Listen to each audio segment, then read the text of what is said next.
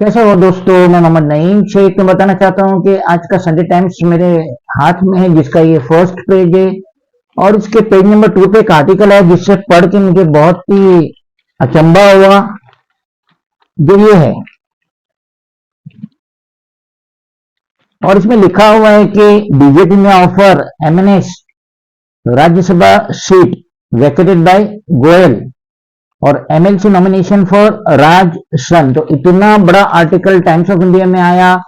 तो जैसा कि हम देख रहे हैं कि बीजेपी की हालत हाल फिलहाल में बड़ी खस्ता है, और वो जो महाराष्ट्र में जो 48 सीट्स है लोकसभा की, उसमें से वो 45 प्लस सीट चाहती है। और भले ही उन्होंने शिवसेना में दरार डाली, पार्टीशन करे और एक नाथ शिंदे को उद्धव बाला साहब ठाकरे से अलहदा करे और उनको ओरिजिनल शिवसेना डिक्लेयर भी कर दिए, उसके बावजूद भी उन्हें बेचैनी है।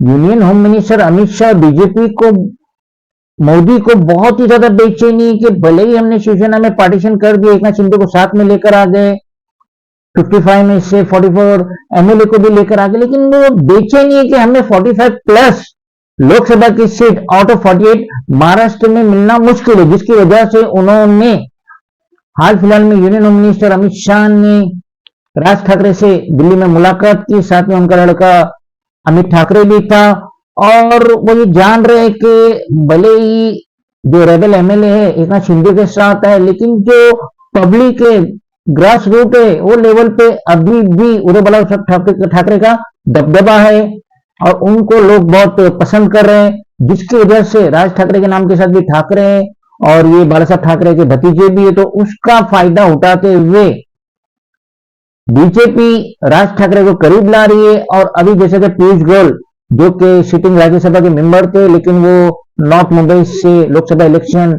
लड़ रहे हैं, जिसकी वजह से वो सीट खाली हुई।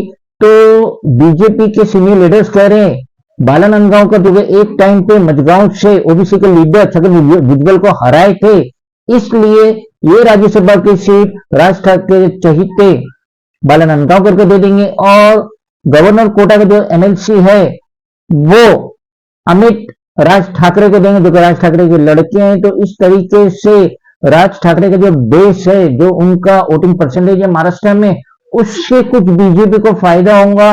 और उससे जो उनका टारगेट है 45 प्लस का आउट ऑफ 48 जो एमएलए लोकसभा की सीट है महाराष्ट्र में पाने का, तो वो ये सोच रहे हैं कि राज ठाकरे से गले मिलके उसे करीब लाके उनका फायदा होगा। लेकिन हाल फिलहाल बीजेपी का, अमित शाह का, नरेंद्र मोदी का फायदा हो ना हो, लेकिन राज ठाकरे का फायदा जरूर हो रहा है, क्योंकि उनके पास इस वक्त ना कोई एमएलए है और कभी लोकसभा का उनका कोई कैंडिडेट जीता ही नहीं था।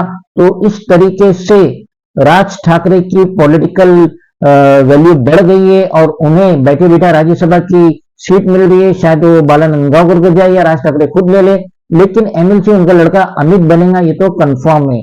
इस तरीके से राज ठाकरे की तो चारों उंगली घी में और सर कढ़ाई में।